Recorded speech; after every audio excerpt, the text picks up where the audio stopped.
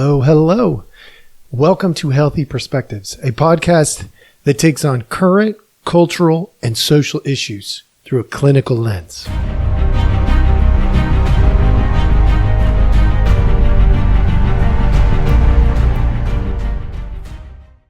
Hello, hello. All right, welcome back. Thank you so much for joining us. As always, we appreciate your time. And Pride season is over, folks. This is going to release on July the 1st. And so I guess my question for you now is, what is a transvestite? Do you know? Do you have any clue as to what a transvestite is? Or transvestic disorder? What is it? See, most of you probably don't even have a clue. Matter of fact, I would even venture to guess that a lot of people who call themselves trans don't know what it is. They don't have a clue because the world is giving you some bum information. And I want to clear up some of that today. So the tip of the day, starting us off well, get informed so that you don't turn into a lemming and fall off of a 2,000-foot cliff into a pool of hot lava. That's your tip of the day. Thanks for coming. The world tells you that trans folks have body dysmorphia. False. Body dysmorphia and transvestic disorder are super different. And so I am going to help you learn something today because most likely you haven't been told this. And if you have, you probably haven't been told correctly. There are very few people that I come across who actually understand what I'm about to teach right here. And I know I don't always do a lot of teaching in here, but today that's what we're going to do.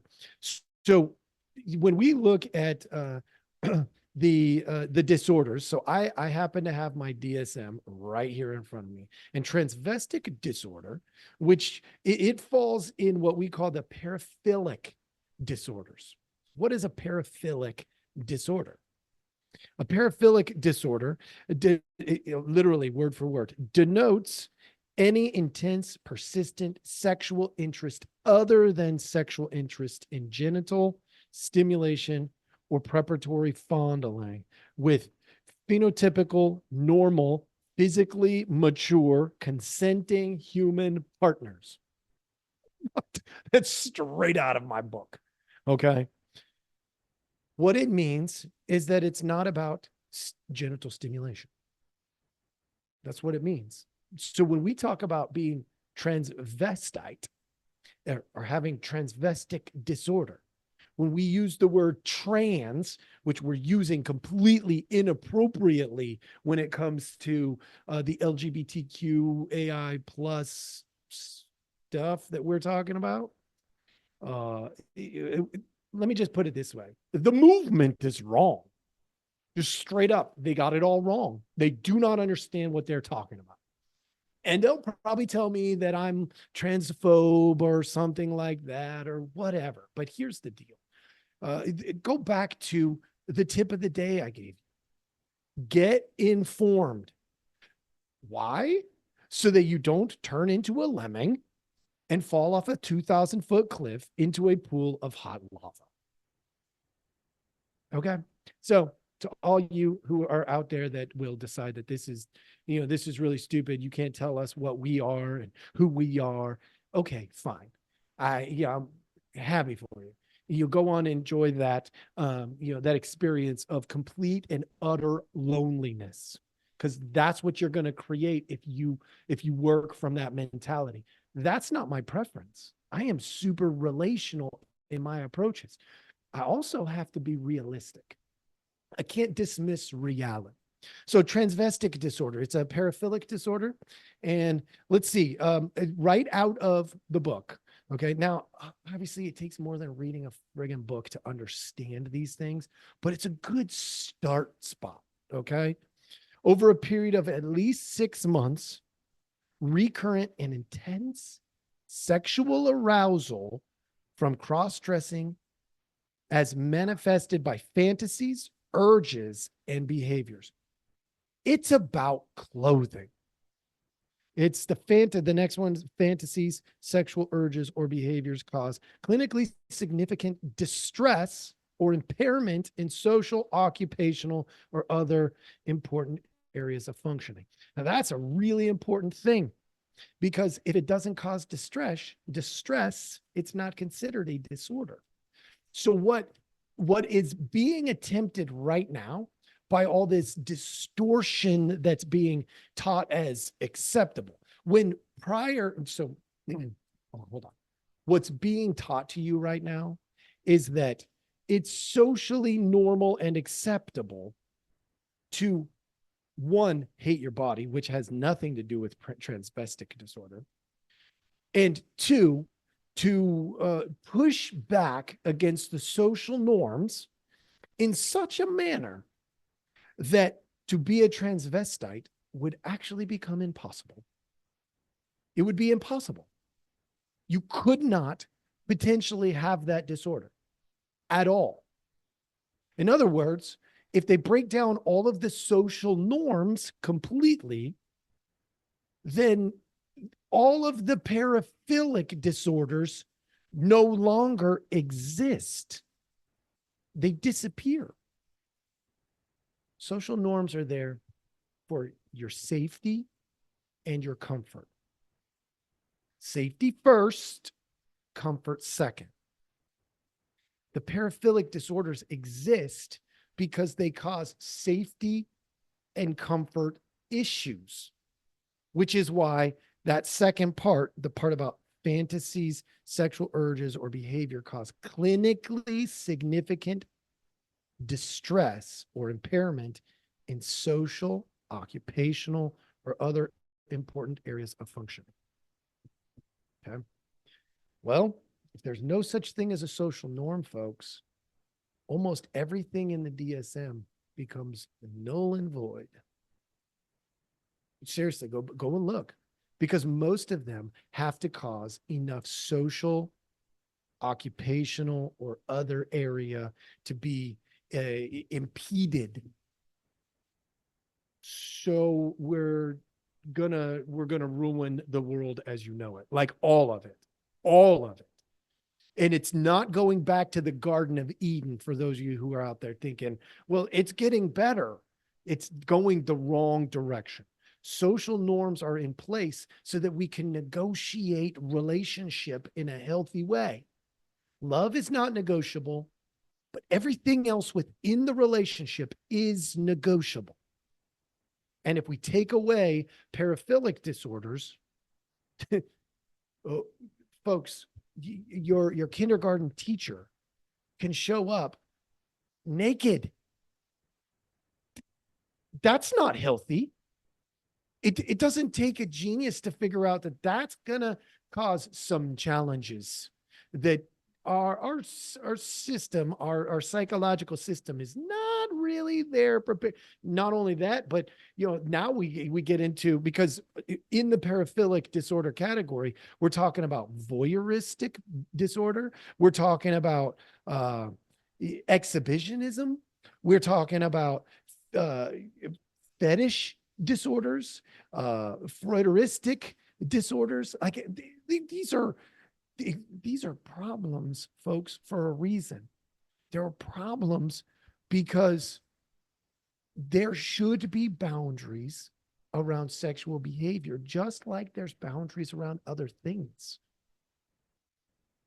Okay, let's jump tracks. I think I've hammered the transvestic disorder and the paraphilic disorders a little bit, but I want to talk to you about body dysmorphia too, because it's a big deal.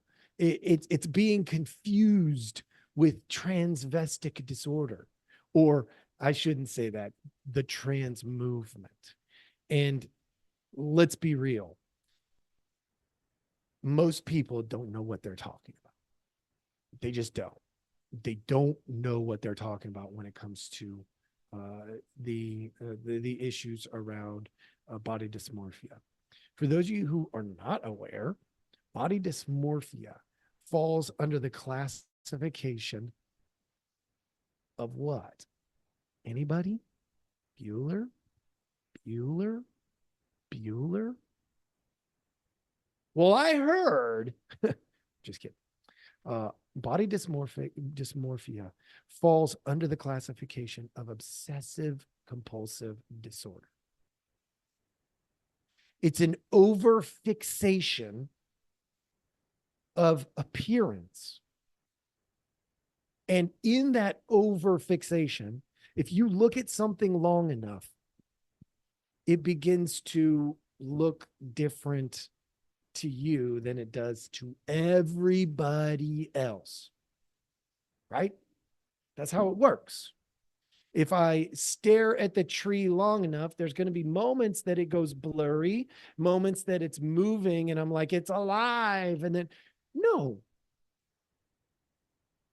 There's a disadvantage to being overly focused on appearance. And that's how body dysmorphia begins.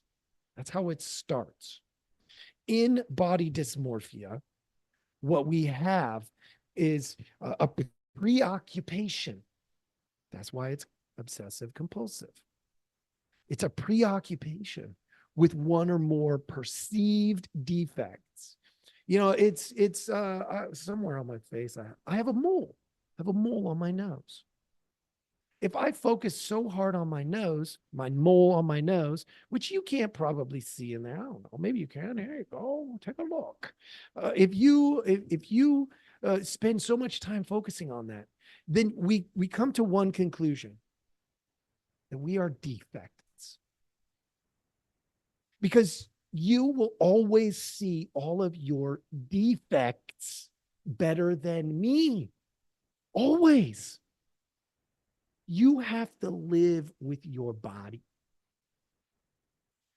And changing your body, unfortunately, does not make that go away. The obsessive part. It doesn't make it go away, which is why what we see with body dysmorphia, if somebody is given the opportunity to surgically change their body, they usually find the next flaw. And they're like, okay, I got the nose mold done. Now I need to do the hairs on my neck because I just can't stand having to trim those every few weeks. Oh, and now I'm not sure I like my jawline. You can't see my jawline. I've got a beard. If you're not watching on Rumble or YouTube, you may not know that, but you know, you can't really see my jawline.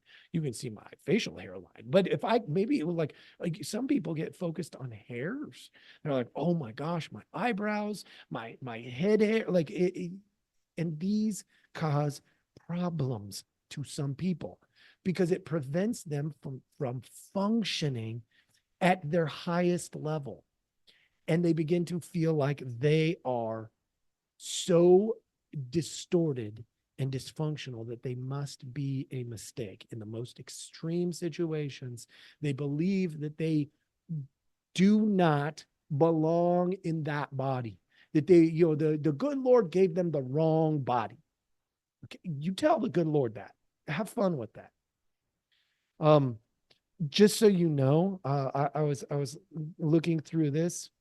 The preoccupation here, I'm just going to read this just to show you how many things in the DSM disappear if there are no social norms. I'm not suggesting we don't challenge social norms. I actually think it's a good idea to challenge the social norms and say, are these legitimate, observable social norms? But in the diagnostic criteria, part C, it says the preoccupation causes clinically significant distress or impairment in social, occupational, or other important areas of functioning. It's written in so many of the diagnoses, like so many. And we cannot dismiss the social norms. What we can do is change them when it's appropriate. I'll give you an example of a social norm that changed that is appropriate at times, right? Women couldn't vote.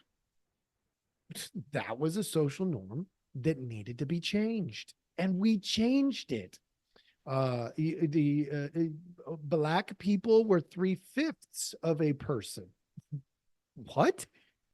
Social norm built into the political legal system, and it needed to change, and it did. Look, we're going to change social norms from time to time. That is normal. There is some variability in social norms. I'll give you another example. Men in men's sports, women in women's sports. That shouldn't change.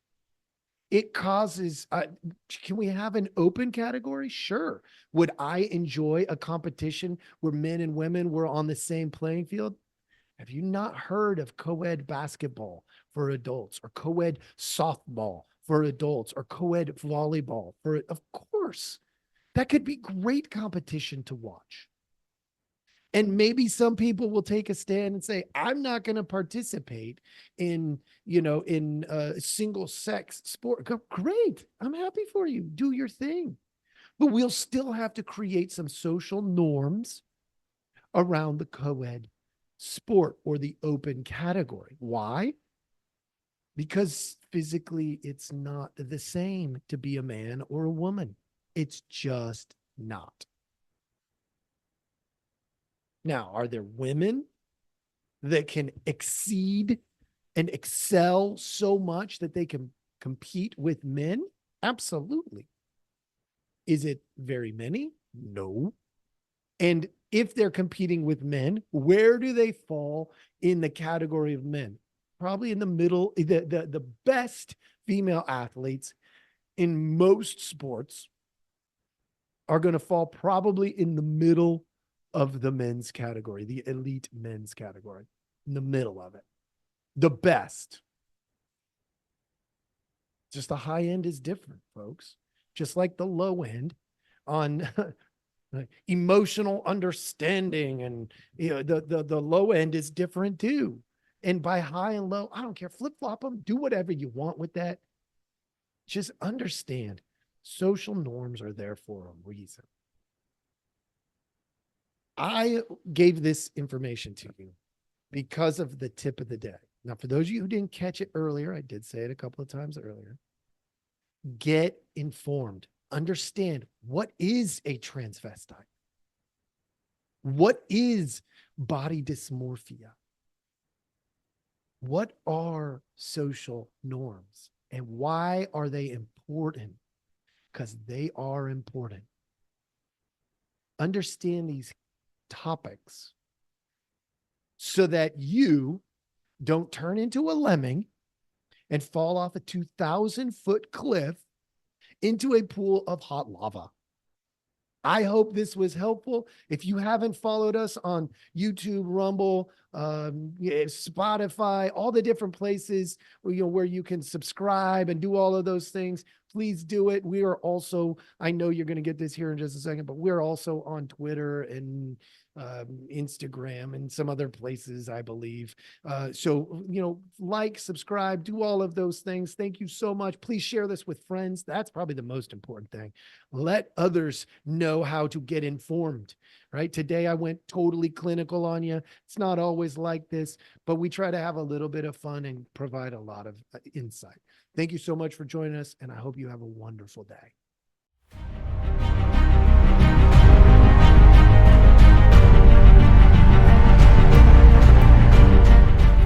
Hey, everybody. Thanks for listening. We appreciate our audience a lot, so we give you some simple ways to track us down. Please like, subscribe, and follow all the podcasts on different platforms, but you can also email us at healthyperspectives@protonmail.com, or you can check out our website at healthy-perspectives.com/podcast. It's a backward slash. So if you want to go to our landing page, if you go to healthy-perspectives.com, you'll still find us. You just got to click on the podcast button. Thank you so much.